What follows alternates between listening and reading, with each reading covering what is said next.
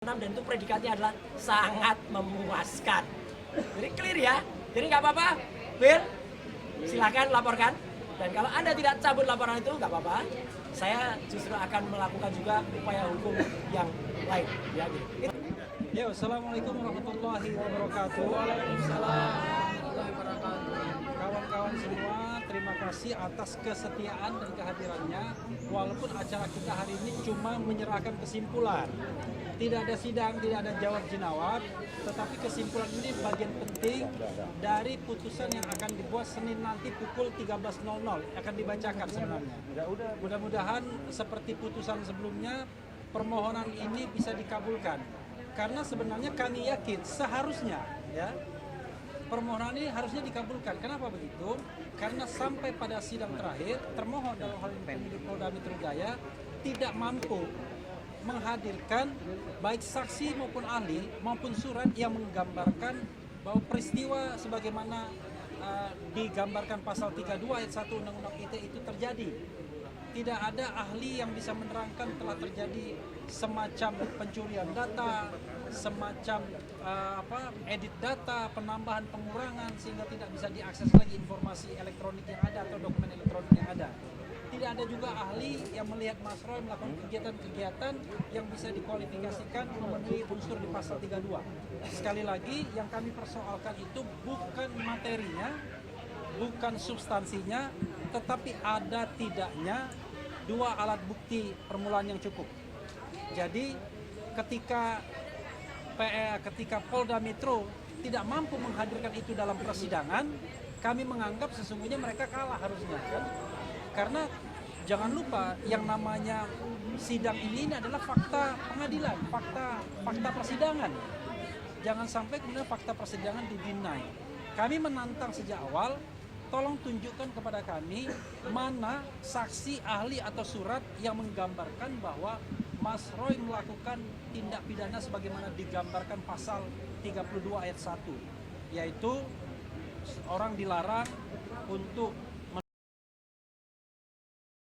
mentransmisikan dokumen milik publik atau milik orang lain. Nah, ini yang kemudian kita buktikan bahwa dokumen yang dimaksud masih bisa diakses, accessible, dan kemudian tidak rusak, masih bisa kita lihat, yaitu dokumen ijazah Dian Sandi. Belum lagi nanti kalau kita kaitkan bahwa yang dipermasalahkan apa sih, dokumennya Dian Sandi atau dokumennya Pak Jokowi yang pernah diperlihatkan di Polda Metro Jaya pada tanggal 15 Desember 2026 yang lalu. 2025 yang lalu. Nah, banyak hal yang sebenarnya bisa kita share, bisa kita diskusikan, tetapi ada baiknya kita memberikan kesempatan teman kita satu-satu untuk melakukan eksplorasi. Dapur terakhir ya? Siap. As usual. Ristan dulu, silakan. Bang Ristan. Ya, silakan.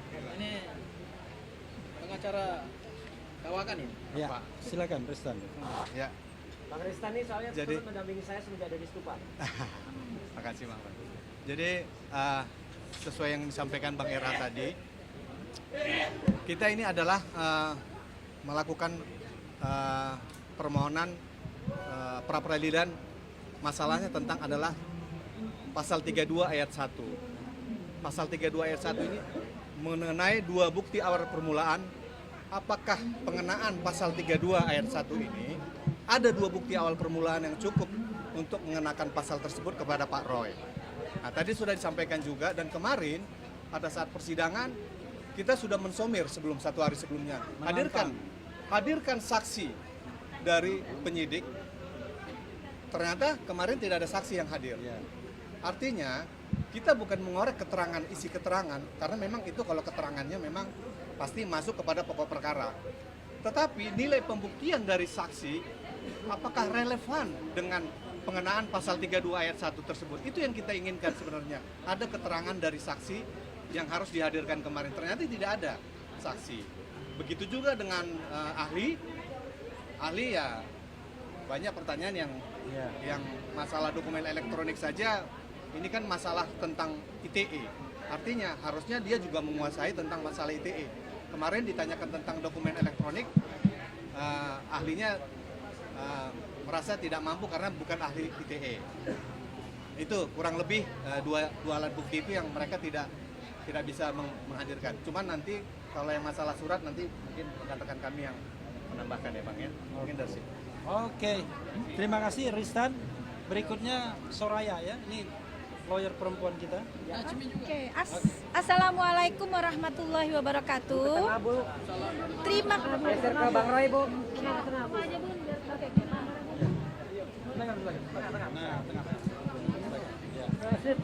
Assalamualaikum warahmatullahi wabarakatuh. Syukur alhamdulillah hari ini sampailah kita pada titik kesimpulan. Dan kita akan menunggu nanti keputusannya di hari Senin jam 1. Tetapi sebelum itu semua terjawab, saya dan rekan-rekan mengucapkan terima kasih pada rekan-rekan semua yang sudah hadir membersamai kita. Dan semoga kehadiran rekan-rekan, pers dan lain sebagainya itu mendapatkan tempat di sisi Allah Subhanahu wa taala. Karena kita sedang berjuang nih, oke? Berjuang bersama pejuang kita Mas Roy. Kita anggap beliau adalah pejuang kita. Pejuang kebenaran dan pejuang keadilan. Ini untuk Mas Roy.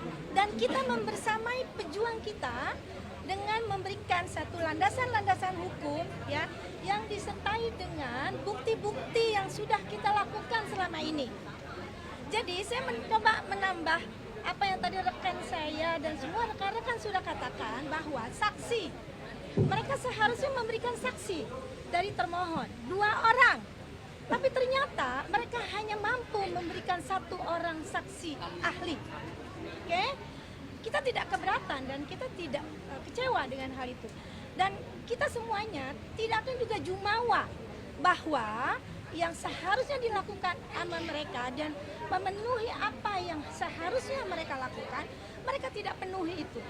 Jadi semoga harapan kita semua nih, para pejuang, rekan-rekan kita para pejuang, ya, untuk menegakkan kebenaran dan keadilan ya di dalam proses persidangan ini mendapatkan tempat di sisi Allah dan mendapatkan jawaban yang terbaik. Karena ini juga sekaligus ini menjadi satu edukasi hukum untuk pra-peradilan yang akan datang. Jadi untuk itu doakan teman-teman dan terima kasih abang kita nih yang sudah luar biasa juga semuanya. Bang RH sudah bersama kita semua. Terima kasih Bang RH, terima kasih Bang Gofur dan semuanya. Kita tetap berjuang ya Bang ya. Terima kasih. Assalamualaikum. Oke. Najmi mau bicara? Bang Roy, langsung Bang Roy.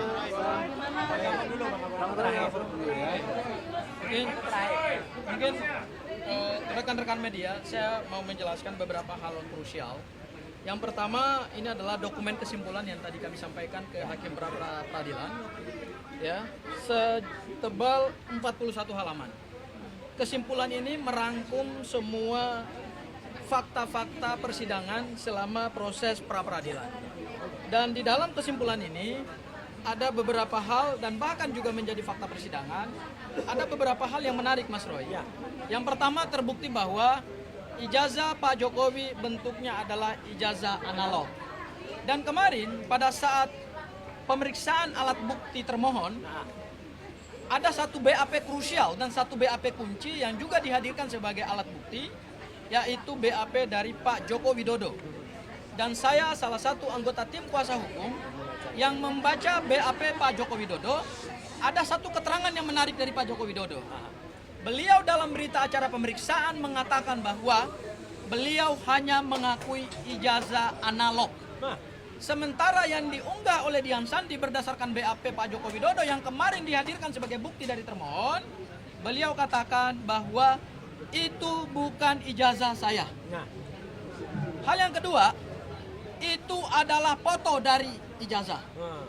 Hal yang ketiga, beliau sebenarnya tidak memberikan izin kepada Dian Sandi untuk memoto ijazah tersebut. Dan hal yang keempat, beliau tidak mempersoalkan. Dan kenapa Dian Sandi tidak ditetapkan sebagai tersangka dalam perkara pasal 32 dan pasal 35 Undang-Undang ITE? Karena ternyata pernyataan Pak Jokowi sendiri yang mengatakan bahwa dia tidak merasa dirugikan. Nah, pasal 32 kita sebenarnya sedang membicarakan satu dokumen elektronik. Dan dokumen elektronik tersebut diunggah oleh Dian Sandi dan oleh Pak Joko Widodo sendiri dalam berita acara pemeriksaannya meskipun ini material ya, tapi karena kemarin dihadirkan, ini dalam rangka juga kita ingin meng-cross check dengan penggunaan unsur pasal 32, ternyata itu bukan dokumen elektroniknya milik Pak Joko Widodo. Kenapa terhadap pasal 32, pasal 310, 311, kenapa juga disisipkan pasal 32 dan pasal 35? Ini kan sesuatu yang tidak relevan, sesuatu yang terkesan terlalu dipaksakan, dan bukan ini terkesan lagi, sesuatu yang terlihat dipaksakan. Lo yang punya ijazah aja mengatakan dalam berita acara pemeriksaannya kemarin dihadirkan dalam fakta persidangan, itu bukan dokumen elektronik milik dia. Terus dokumen elektronik yang dikatakan bahwa diubah-ubah, dipotong-potong, itu punya siapa? Kalau itu bukan punya Pak Joko Widodo, kenapa Pak Joko Widodo melaporkan pasal 32 dan pasal 35? Inilah sesuatu bentuk penyeludupan hukum luar biasa. Itu hal yang pertama. Ya, itu kami sudah sampaikan dalam kesimpulan. Hal yang berikutnya lagi adalah terkait dengan pokok persoalan kami dalam pra-peradilan ini adalah kami menguji dua alat bukti permulaan yang cukup. Berdasarkan kesimpulan kami yang kami gali dari fakta persidangan, ternyata penyidik Polda Metro Jaya menetapkan Mas Roy itu dalam dua peristiwa pidana. Pertama pencemaran dan fitnah, dan kedua adalah pelanggaran Undang-Undang ITE atau cyber, kejahatan cyber, 32 dan 35. Ternyata alat bukti surat dan saksi ini dicampur aduk. Saksi-saksi untuk kejahatan pencemaran nama baik dan fitnah seolah-olah dianggap juga memenuhi syarat untuk pasal 32 dan pasal 35. Dan satu lagi untuk bukti surat misalnya. Berdasarkan daftar alat bukti yang dihadirkan oleh penyidik Polda Metro Jaya dan Jaksa Penuntut Umum selaku penuntut umum, ternyata ada 712 alat bukti surat. Dan semua alat bukti surat itu berkenaan dengan proses politiknya Pak Jokowi, dan kemudian ada yang berhubungan dengan pendidikannya Pak Jokowi. Tidak ada satupun bukti elektronik yang disita sebagai barang bukti maupun alat bukti yang berkenaan dengan penggunaan pasal 32 dan pasal 35. Terus dari mana bukti permulaan surat dokumen elektroniknya itu? Ini kan sesuatu yang gaib, sesuatu yang naif gitu.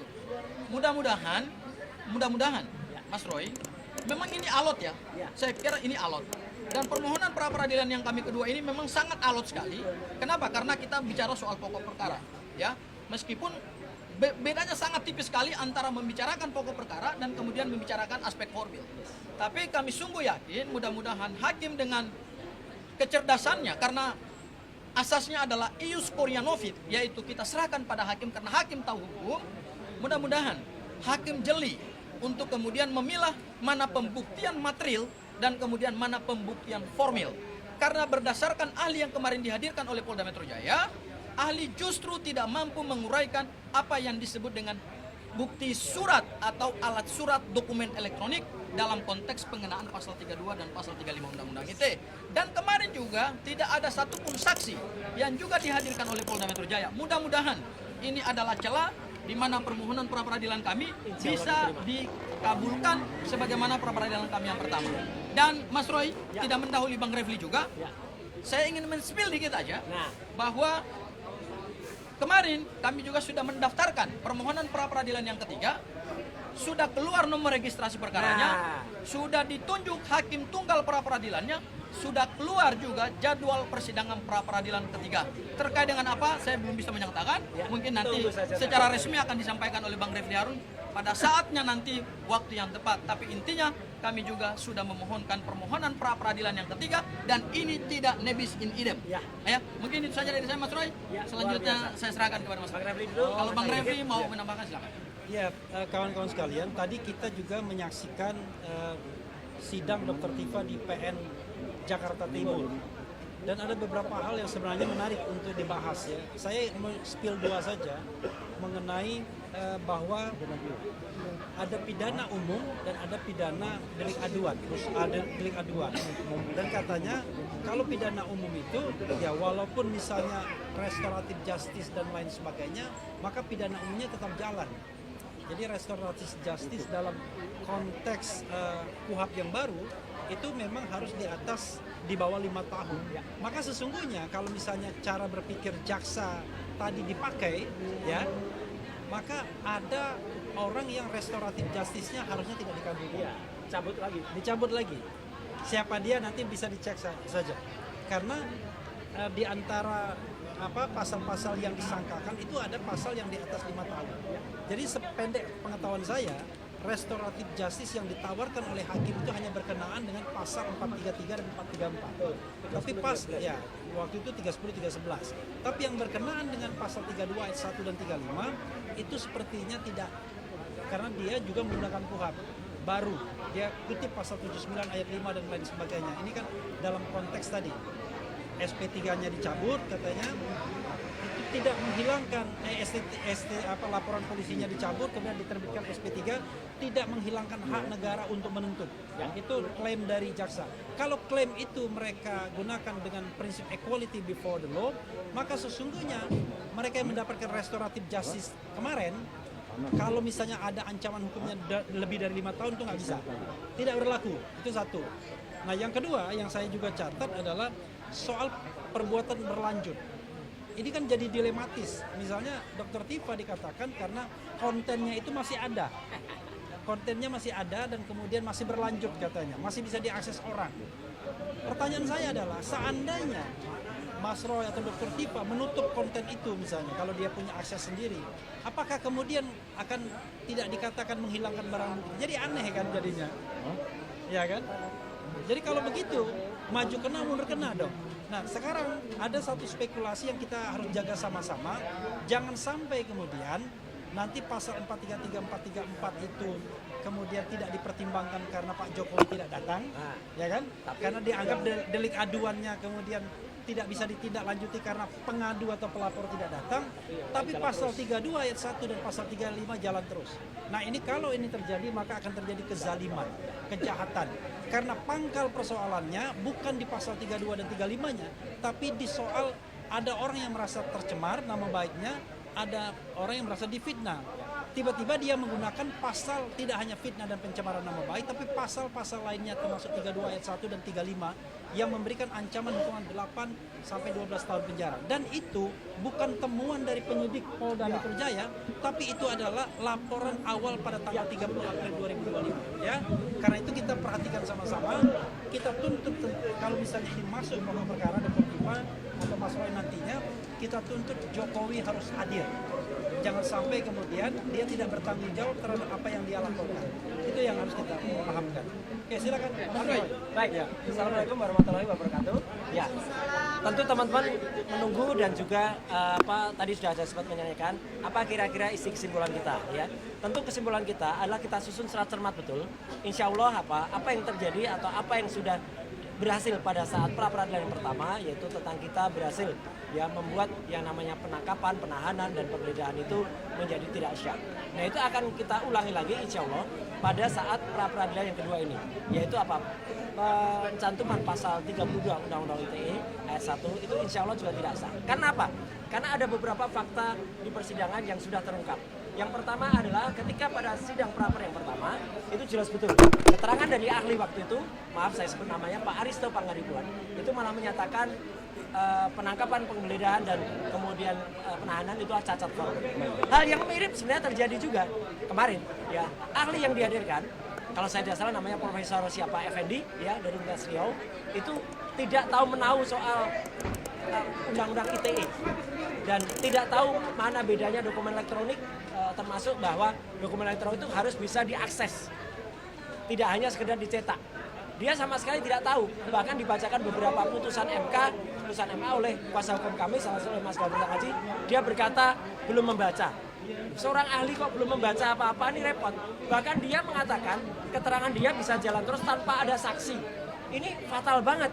Harus ada saksi fakta yang kemudian melihat saya melakukan tindakan yang melanggar Undang-Undang nomor 32 ya, Undang-Undang nomor 11 tahun 2008 khususnya di pasal 32 itu yang saya merusak.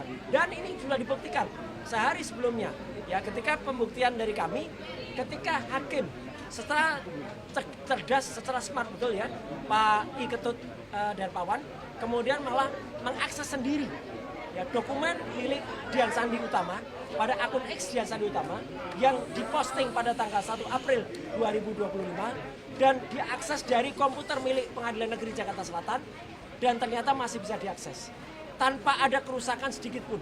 Artinya ini sudah 180 derajat membantah ya pasal 32. Karena pasal 32 itu adalah kalau saya mengakses data itu, kemudian saya membuat kerusakan di data itu, apalagi kalau saya mencuri, kemudian mengunggahnya kembali. Fakta yang lain, saya tidak punya akun untuk melakukan itu. Apa yang kita lakukan adalah melakukan analisis, dan analisis itu dilakukan bukan di podcast saya, bukan di akun saya, tapi justru di media massa, ya, ini televisi, yang itu harusnya juga diperiksanya kena dengan harus melewati undang-undang pokok pers dulu, atau misalnya undang-undang penyiaran terlebih dahulu. Nah, yang terakhir yang ingin saya sampaikan, satu fakta menarik, saya juga sudah bersama dengan Mas Gafur, kita juga meneliti, alhamdulillah kami sudah membaca berkas-berkas yang kami terima secara resmi, berkas dakwanya, dan di situ sudah ada keterangan dari Dian Sandi juga, ya, yang sempat diambilkan. Dan ternyata, nah ini yang menarik, di situ terungkap bahwa Dian Sandi bukan satu-satunya yang mengupload itu. Dian Sandi bukan satu-satunya yang mengupload ijazahnya Jokowi. Ya, kalau itu tidak diakui oleh Jokowi, berarti sebenarnya itu adalah ijazah yang sudah diumbar ke publik. Ada 4 sebenarnya, tapi yang lain men-take down. Tinggal punyanya Dian Sandi. Dan Jokowi tidak pernah melakukan show atau tidak pernah menggugat Dian Sandi. Meskipun kabarnya Dian Sandi sowan ke Jokowi memohon maaf. Mohon maaf dalam Undang-Undang ITE itu tetap tidak mengurangi pasalnya. Mau dia mohon maaf, mau dia kemudian mengklarifikasi, tetap namanya mencuri. Ibaratnya mencuri. Saya mencuri data dari Bang Gafur. Saya minta maaf, tapi kan datanya sudah sempat di saya. Sudah sempat juga mungkin disebar ke orang, sudah sempat ada banyak mendownload. Dan per hari ini Dian Sandi itu di-download atau jadi unduh sebanyak hampir 9 juta. Jadi artinya kenapa ada memilih satu orang di antara 9 juta itu, yang kemudian saya pun bisa dibuktikan tidak ada akses saya langsung terhadap datanya Dian Sandi karena saya nggak punya akun. Saya nggak punya akun X. Saya hanya menyatakan itu dari media massa. Orang yang membaca melalui media massa, dan apalagi itu adalah data publik sesuai dengan apa yang sudah disampaikan penelitian oleh Pak Bonatua dan kawan-kawan, termasuk juga Bonjol. Jadi artinya dengan adanya fakta-fakta ini, termasuk fakta-fakta persidangan ahli dan tidak ada saksi di pra-peradilan yang kedua, kami mohonkan kepada hakim tunggal itu untuk menggunakan benar-benar pikiran dan kebijakannya, karena hakim itu kalau sudah menyampaikan putusan itu adalah putusan yang harus diikuti oleh semua pihak, dan moga-moga itu akan menjadi keputusan yang terbaik pada hari Senin tanggal 20 Juli tahun 2026 jam 1 siang. Dan sedikit saya tambahkan, kami juga sudah kemarin kami sudah memasukkan pada hari Kamis permohonan pra-peradilan yang ketiga, dan pra-peradilan yang ketiga ini insya Allah kalau itu insya Allah akan juga kita memperoleh hasil yang sama seperti pra-peradilan yang pertama. Kenapa? Saya nggak bisa bocorkan apa permintaan kita, tapi permintaan kita tuh ada hubungannya memang dengan pra-peradilan yang pertama. Tentu teman-teman bisa melihat itu. Jadi moga-moga kasus ini segera bisa kita menangkan dengan baik, dan tidak perlu ada pengganggu-pengganggu lagi, ya, pengganggu yang kemudian merecokin sidang ini, termasuk seperti sidang pertama ada penyusup yang datang, kemudian tidak perlu lagi ada orang yang ikut. Sebenarnya yang melaporkan selain Pak Jokowi itu kan ada Lecemanan, ada Maret Samuel Sweker, dan ada juga Adi Kurniawan. Itu pun sudah tidak jalan lagi, sudah gugur. Jadi kalau sudah gugur, mereka nggak bisa lagi kemudian datang dan kemudian juga untuk mengaku-ngaku, oh saya kuasa hukum ini, kuasa hukum ini. Anggap saja kafilah berlalu. Nah, kafilah berlalu kalau kemarin kaosnya hitam, sekarang kaosnya putih, gitu aja. Kabeh, ya gitu. Kabeh, kafilah berlalu. Sekian, terima kasih. Wassalamualaikum warahmatullahi wabarakatuh. Sedikit Mas Roy dan Mas Refli boleh ditambah.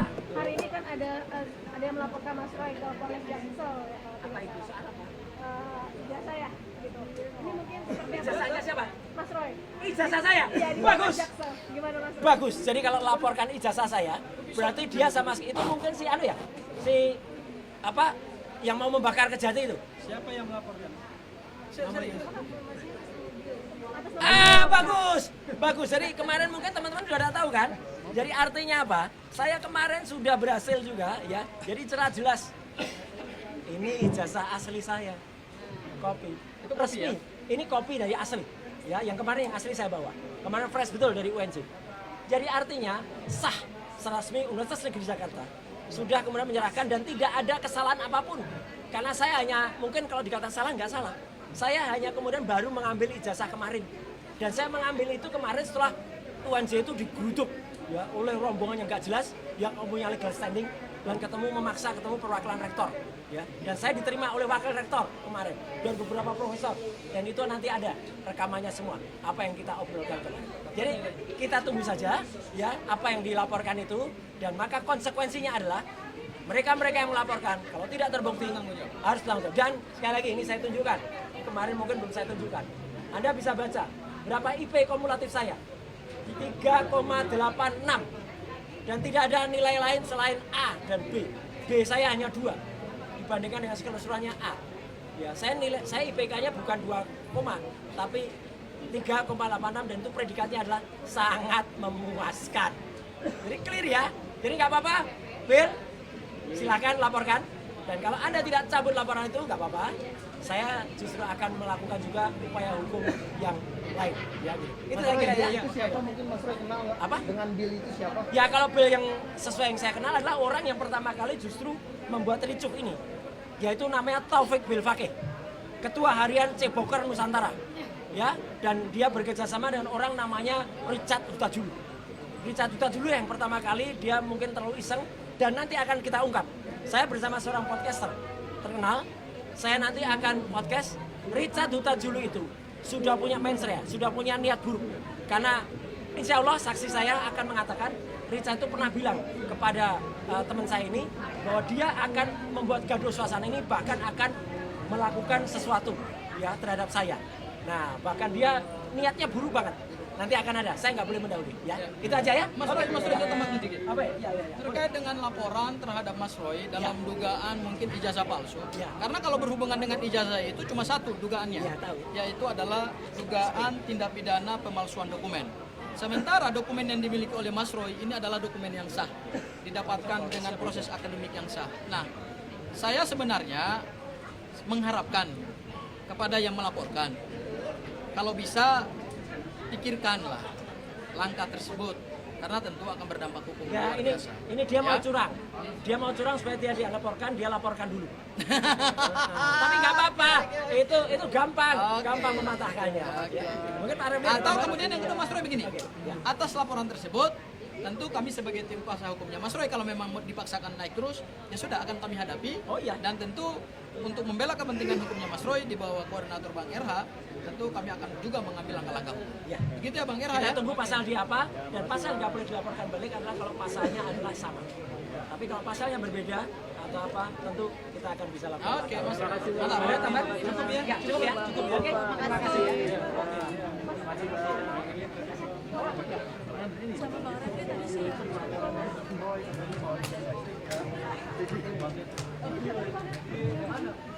Jakarta Selatan ya? Apa? Ini Sentana ini. OMJ-nya aja di Jakarta Timur.